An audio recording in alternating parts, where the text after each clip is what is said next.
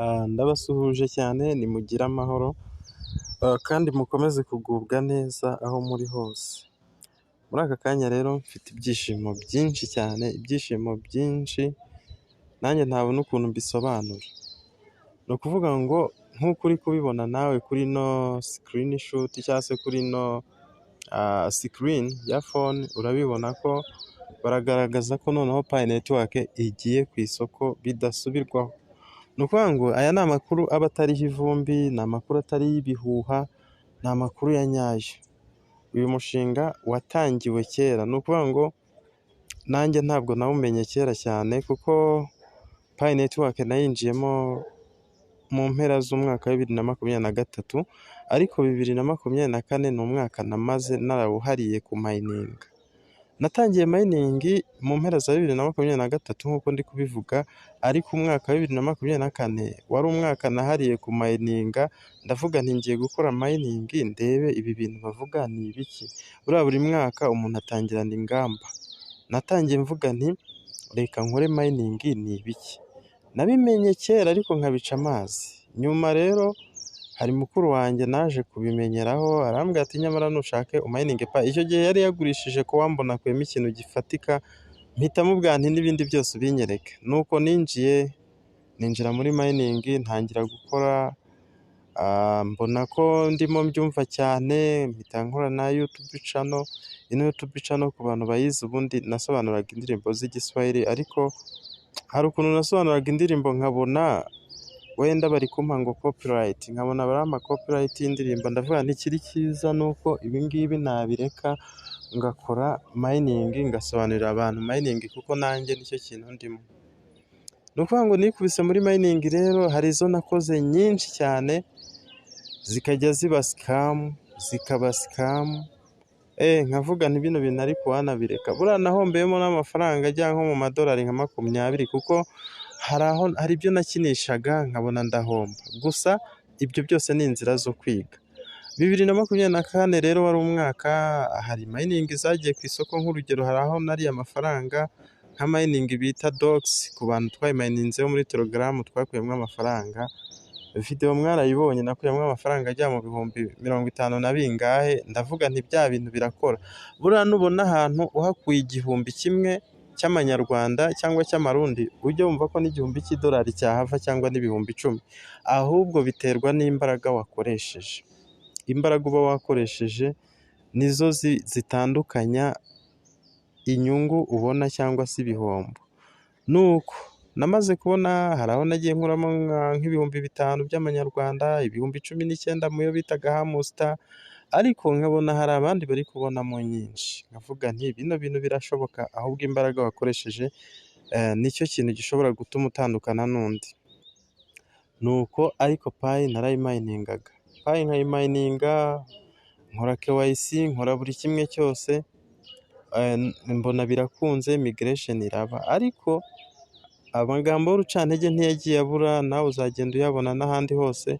Abantu bati ibyo ni scam, ibyo ni scam. Gusa nkabona ku cyo bita black market, Pi irimo iragurwa 350, ndabyibuka 500, 800, 1000. None ubu ndabonye barimo banayigura na 2 kuri black market. Urumva ko yagiye igira agaciro. Njye naravugaga nti ibitangaza bari kutwizeza bya open mainnet by'amadolari ibihumbi 314 nibitanaba, ese nimba mfite Pi 1000 nkazigurisha ku 1000 cy'amanyarwanda, iyo si miliyoni? Nicyo cyakomeje kumpa imbaraga. None byavuye mu magambo, byavuye muri scam. Ubu ngubu Pi Network ku itariki 20 z'uku kwezi kwa kabiri irajya ku isoko nk'uko uri kubibona. Iyo bavuze ngo launching open network, irajya ku isoko. Hari exchange nyinshi cyane zamaze kwemeza yuko Pi Network igiye kujya ku isoko. Urugero harimo OKX.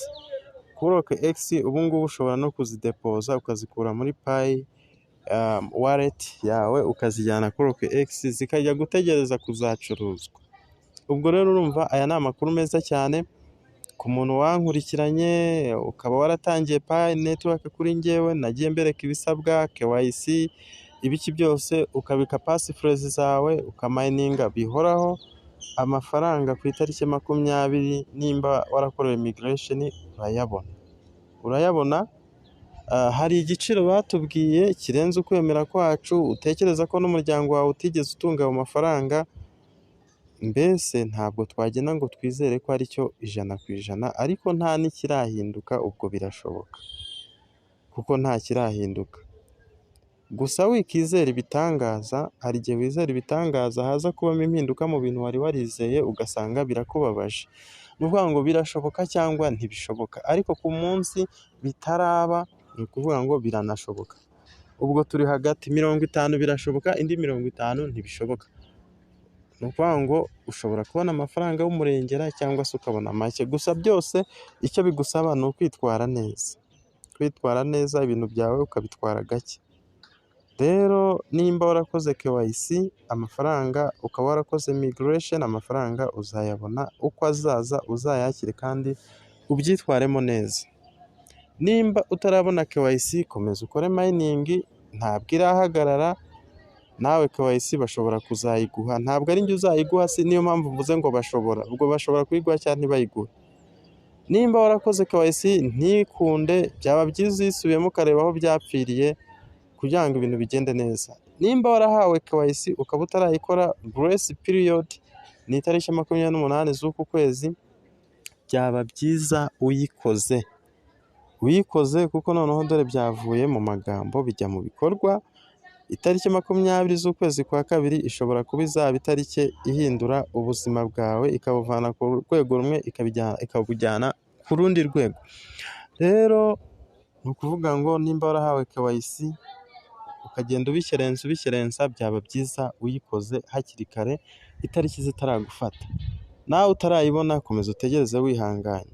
Wowe utarakorerwa migration, umuntu utarakorerwa migration, hari ikintu nakwereka. Urakanda hano ku turongo 3, uze hano handitse profile hasi, ngira ngo urahabona hasi handitse profile. Nurangiza urahita umanuka uze hano hantu handitse password, ukande hano kuri password update, hano handitse update, ngira ngo urabona ko makanze. Uraza guhita ushyiramo igihugu cyawe, ushyiramo nimero yawe ya telefone, ukande start, uraba ugiye ku updatinga password. Ni ukuvuga ngo ku updatinga password rero, nimba warakoze ibintu byose ariko migration ikaba itarakunda, buno buryo burakora. Uraza kohereza SMS bya bindi wohereza SMS muri Amerika, uhita ugaruka wa updating password, ushyiremo strong password ifite inyuguti nkuru, inyuguti ntoya, imibare n'ikindi kimenyetso, ubundi noneho ukore update kugira ngo urebe ko migration yaba. Numara ku updating password itandukanye niyo wakoreshaga, unyumve neza, ni password itandukanye niyo wakoreshaga, urahita gukora login, wongere ukore log out, wongere ukore login, bishoboka ko migration yahita iba. Ubwo buryo buri gukunda nimba migration itaraba kandi warujuje ibisabwa byose. Nimba ubona za step 8 zose zarakozwe hakaba haburira ya 9, kora ibi bintu aka kanya uhindure password. Icyo ngicyo ntabwo ndi bujye mu bintu byinshi byo kongera kwigisha, ndi kubabwira amakuru. Ibyo bishobora kugufasha. Ni ukuvuga ngo rero nigarukire hano hantu nyine baravuga ko abantu babaye KYC bakaba barabonye migration aribo bazabona amafaranga bakagurisha. Payi bagurisha rero, ikindi nababwira ni ziri kuri available balance.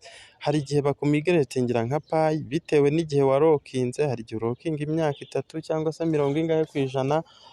Ibyo byose rero bituma hari payi ushobora kubona ukazigurisha. Iyo warokinze tuvuge 90% bakaguha nka payi 10, ubwo uzagurisha payi imwe. Nimba baguhaye payi 20, ubwo se ebyirira 90%, ubwo nawe mufite uko muri kubyumva.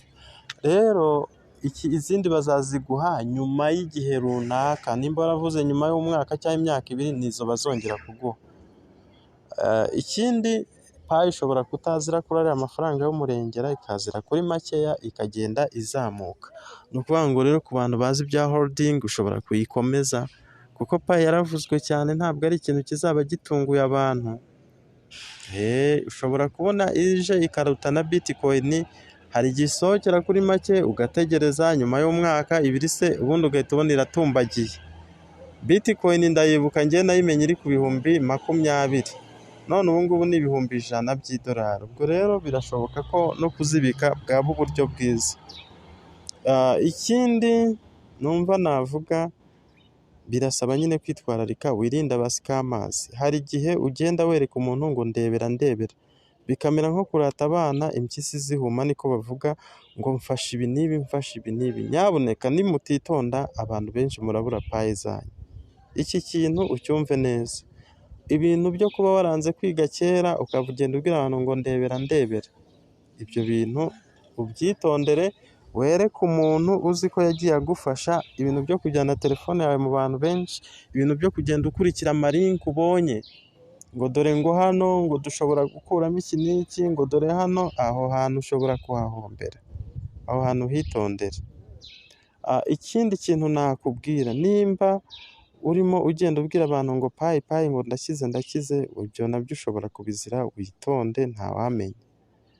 Ubwo rero ni ibyo ngibyo nababwiraga, abantu mwabanye nanjye mukamfolowinga, mugakora subscribe, mugakurikirana amakuru ya payi. Sinakunze kuyivugaho cyane, ngewe navugaga amakuru mbona y'ingenzi. Ntabwo hari n'abantu bavuga ngo ni views twashakaga, ngo ni scam, ariko ibintu bitari kukwaka amafaranga gute ubyita scam? Ibyo ntabwo wabyita scam, nta mafaranga bari kukubwira ngo zana. Ni ukuvuga ngo rero mwarakoze, kandi nimba nawe ino video ari ubwa mbere ubibonye, wakora subscribe, kuko n'ubundi amakuru arakomeje. Ubwo rero icyari kinzanye ni ukubabwira ngo mube tayari, mube mukaraba. Amafaranga nimba warakoze ibyo wasabwaga byose, ni ku itariki 20. Ikindi kintu nakubwira, udafite zimwe muri exchange, urugero nka OKX, uyu ni umwanya mwiza wo kuyifungura kugira ngo uzabone aho ucururiza payi zawe. Unaba ufite ubwoba bwo kuba uri kuzibwa, wazijyanaho, ariko ikaba iri verified, ntabwo ari OKX wiboneye, ni ya yindi igomba kuba iri verified. Sawa rero, mukomeze mugubwe neza cyane, ndabakunda. Kora subscribe, ino video uyihe undi muntu waba warinjije cyangwa se undi ukeka ko yamufasha. Ubundi turi kumwe ku yandi makuru azakurikiraho. Mukomeze mugire ibihe byiza.